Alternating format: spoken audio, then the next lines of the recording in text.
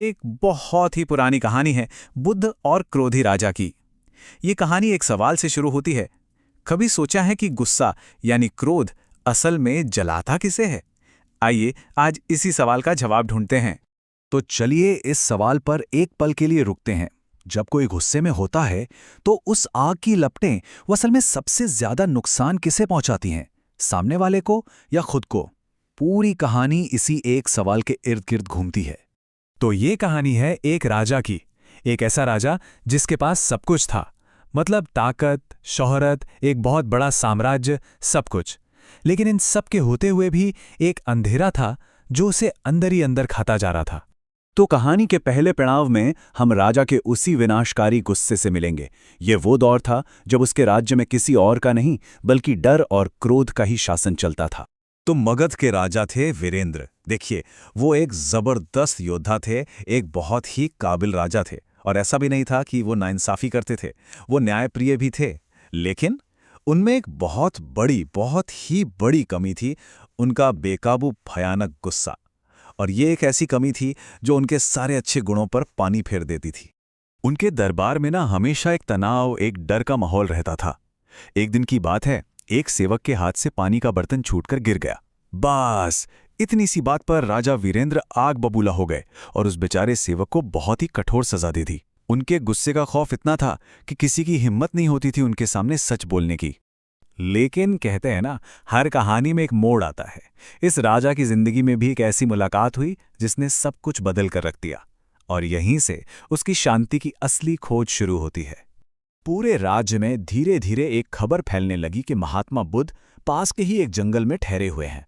लोग बातें करते थे कि उनके पास गजब की शांति है और वो बड़े से बड़े क्रोधी इंसान को भी शांत करने की शक्ति रखते हैं। अब जब राजा ने ये सुना तो पहले तो वो हंसा। उसे अपनी ताकत पर, अपने गुस्से पर एक तरह का घमंड था। उसे बिल्कुल यकीन नहीं हुआ कि कोई मामूली साधु उसे बदल सकता है। फिर भी मन में एक जिज्ञासा तो जगी और वो बुद्ध से मिलने के लिए निकल पड़ा।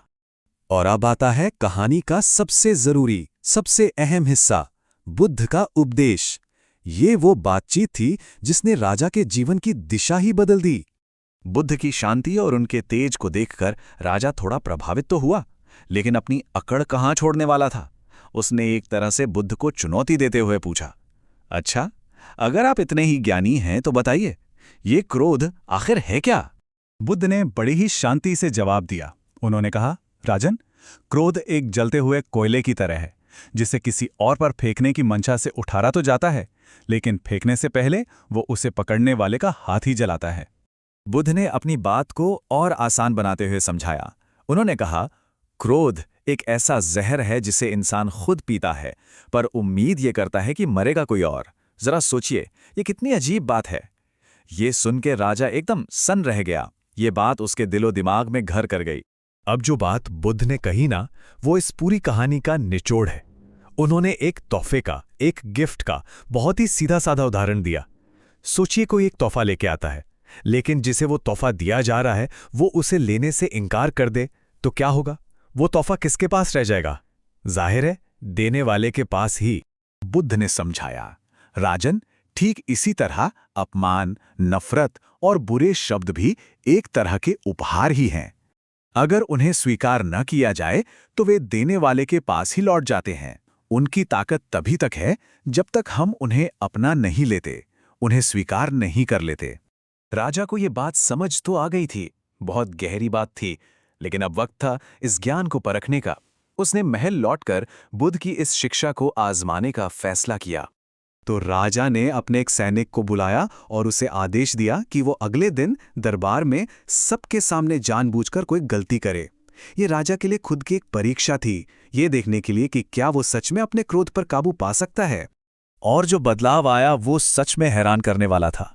जैसा कि हम यहाँ देख सकते हैं, पहले और अब में जमीन आसमान का फर्क है। जहां पहले छोटी सी गलती पर तुरंत सजा मिलती थी, अब वो राजा एक गहरी सांस लेता था। जहां वो आग बबूला हो जाता था, अब वो सोचता था, मैं गुस्सा क्यों हो रहा हूं? उसके डर के शासन की जगह अब सम्मान के शासन ने ले ली थी। कुछ महीने गुजर गए। राजा जब दोबारा बुद्ध से मिला तो वो एक बिल्कुल बदला हुआ इंसान था। उसने बुद्ध को बहुत धन्यवाद दिया। इस पर बुद्ध मुस्कुराए और कहा, राजन, मैंने आपको नहीं बदला, आपने स्वयं को बदला है। कितनी गहरी बात है। असली बदलाव हमेशा अंदर से ही आता है, बाहर से कोई और नहीं ला सकता। तो इस पूरी कहानी का संदेश क्या है? असली शक्ति, असली ताकत किस चीज में है? चलिए एक नजर इस कहानी से मिले सबक पर डालते हैं। देखिए, इस कहानी से जो सबसे जरूरी बातें सीखने को मिलती हैं वो ये हैं। पहली, कि क्रोध सबसे पहले और सबसे ज्यादा नुकसान हमें ही पहुंचाता है। दूसरी, किसी भी बात पर रिएक्ट करने से पहले एक पल रुककर सोचना कितना जरूरी है। तीसरी, कोई अपमान करे तो उसे एक तोहफा समझना, जिसे स्वीकार करना या ना करना हमारे हाथ में है।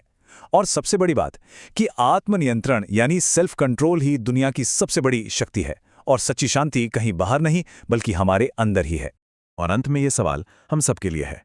जिंदगी हमें हर रोज कई तरह के उपहार देती है, कुछ अच्छे, कुछ बुरे, कुछ प्यार के, कुछ नफरत के। अब ये सोचने वाली बात है कि हम इनमें से कौन से उपहार स्वीकार करना चुनते हैं।